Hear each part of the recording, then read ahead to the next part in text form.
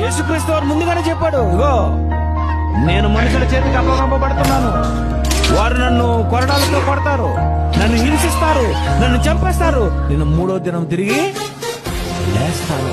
ఆయన చనిపోయాడు, సమాధి చేయబడ్డాడు, 3వ దినాన లేచాడు. చనిపోయిన యేసు తిరిగి లేచాడు. అయితే నువ్వు కూడా చనిపోయి తిరిగి లేస్తావు. చనిపోయిన యేసు తిరిగి లేచాడు. అయితే నాకు కూడా చావు తర్వాత యేసుక్రీస్తు వారు మరో జీవితం ఇవ్వబోతున్నారు. ప్రపంచానికి ఇచ్చిన చివరి సూచక్రియ ఇది. ఇదే ప్రపంచంలో ప్రతి వ్యక్తి చెప్పి నమ్మించాలి. ఇక్కడే పుట్టింది విశ్వాసం, నమ్మకం, మృతుల పునరుద్ధానము, చివరి సూచక్రియ, చివరి సూచక్రియ. యేసు చనిపోయి తిరిగి లేచాడు. ఇదే ప్రపంచానికి కావాలి. చచ్చిపోయిన యేసు తిరిగి లేచాడు. నువ్వు నమ్మితే నిన్ను ఆయన లేపుతాడు.